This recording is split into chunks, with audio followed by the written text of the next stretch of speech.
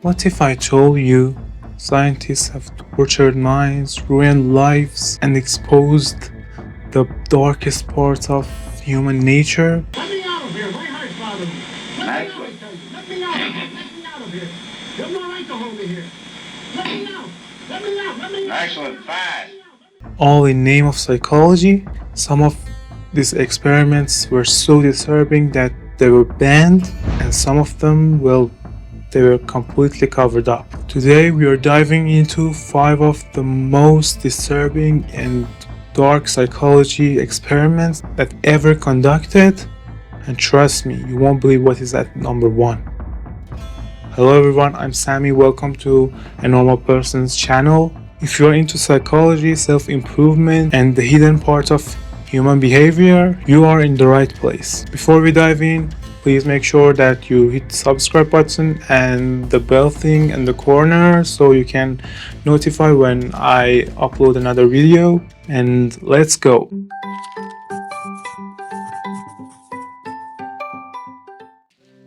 Experiment number 5, the monster study. Let's start with monster study. In 1939, psychologist Wendell Johnson wanted to understand the speech development, and instead of a study on the children with speech defects, he decided to create them. He recruited 22 orphans and divided them into 2 groups. One group received praise for everything they said, even if they were bad talkers, and group number 2 received constant criticism even if they spoke fine. This group were told they were stutterers and they would never succeed, and believe me, the result was chilling. The children in the critical group began to develop severe speech disorders. The emotional trauma led some of them to stutter for the rest of their lives. This experiment wasn't just unethical, it was cruel. When I first read this experiment, I was deeply disturbed. These were just innocent children, and their future was shaped because some change in language. It made me think, how much do we internalize the word we're told, especially at young age? Are we all influenced this way and don't even know it? Experiment number 4, the Little Albert experiment.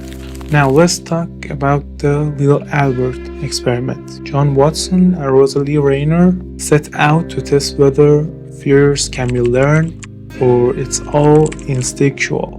They took an 11-month-old boy named Albert who had no prior fear of animals, and they exposed him to a little fluffy white rat.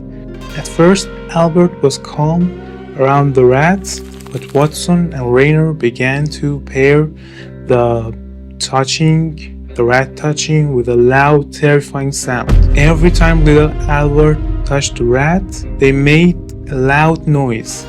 The only thing that babies at that age can understand and fear is sound. Over time, Albert developed intense fear of rat, but it didn't stop there. Albert's fear generalized to everything white, furry, and fluffy, like bunnies, fur coats, and even cotton wool. This experiment shocked me actually. Imagine a baby that manipulated fearing something that have no reason to fear of. But it also raises a bigger question. Do you think fear is something that we can actually control? Or how much of our fear are because of the external factors? What's even scarier is that Johnson never desensitized Albert after the experiment, meaning that fear could last a lifetime. Experiment number 3, the Stanford Prison Experiment. Now we move on to Stanford Prison study, one of the most disturbing and famous study and experiment that ever conducted. In 1971, psychologist Philip Zimbardo wanted to see how power dynamics worked between prisoners and guards in a simulated prison. He recruited 24 college students and randomly assigned them as guards and prisoners. At first, experiments seemed harmless, but things quickly went wrong. The guards began to abuse their power, humiliating and degrading the prisoners, and the prisoners started to show, emotional breakdowns and acting, violent and showing extreme stress. And you will shock to know that the experiment was designed to last 2 weeks, and in the 6th day, it was shut down. What shocked me was that guards went sadistic too quickly.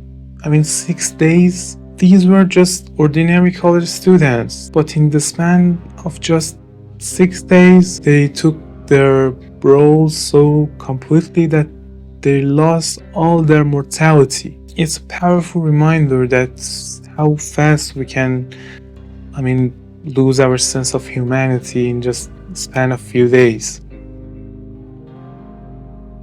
Experiment number 2, the Milgram experiment. In 1961, psychologist Stanley Milgram set out to answer a terrifying question. Can ordinary people pushed to do terrible acts simply because they are told to? In Milgram experiment, participants were told that they are part of a study about learning and memory. They were instructed to administer electric shock every time that actor, the person they were asking questions, gave them a wrong answer. The shocks increased to intensity all the way to dangerous level. But here is the disturbing part. Despite hearing the screams and pain of the actor, most participants continued to administer shocks just because the experimenter told them to. This experiment, was so eye-opening for me. I was wondering what I would do in the same situation. Would I increase, or could I, bear someone's scream and pain and still shocking him? 330 volts. Let me out of here. Let me out of here. My heart's bothering me. Let me out, I tell you. Let me out. Let me out of here. You have no right to hold me here. Let me out. Let me out. Let me out. Excellent. Fast. Let me out. Let me out. What Milgram found is shocking.